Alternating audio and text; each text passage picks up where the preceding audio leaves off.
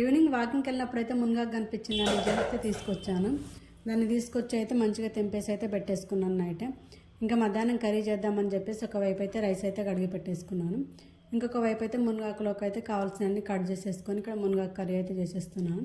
లైట్గా ఆయిల్ వేసేసుకుని అందులో అయితే ఉల్లిపాయ ఎండుమిర్చి వేసి వేగిన తర్వాత అయితే మంచిగా మిక్సీ పట్టుకున్న పచ్చికారం, అందులో వెల్లుల్లి జీలకర్ర వేసి మిక్సీ పట్టుకున్న పచ్చికారం వేసి దాన్ని కొంచెం మగ్గనిచ్చిన తర్వాత కడిగి పెట్టుకున్న మునగాకు, అలాగే 2 గంటల ముందు నానబెట్టుకున్న పెసరపప్పు వేసేసి ఒక్కసారి కలిపేసి మూత పెట్టేసుకుంటే 10 నిమిషాల్లో మునగాకు కర్రీ అయితే రెడీ అవుతుంది. చాలా టేస్టీగా ఉంటుంది. టేస్ట్ ఏమన్నా కానీ హెల్త్ పరంగా అయితే చాలా బాగుంటుంది. ఎప్పుడు దొరికినా కూడా తెచ్చుకుంటాను నేను. వాకింగ్కి వెళ్ళినప్పుడు ఏడా కనిపించినా తెచ్చుకుంటాను. ఇంకా మునగాకు కర్రీ చేసిన తర్వాత అయితే కొంచెం టమాటా రసం చేద్దామని చెప్పేసి అయితే దానికోసం అయితే ఇక్కడ వేయించుకున్నాను.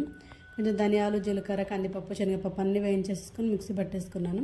కొంచెం వెల్లుల్లిపాయలు ఎక్కువేసి ఇక్కడైతే టమాటా రసం చేసేసి చాలా టేస్టీగా ఉంటుంది. ఇది సింపుల్గా అయిపోతుంది.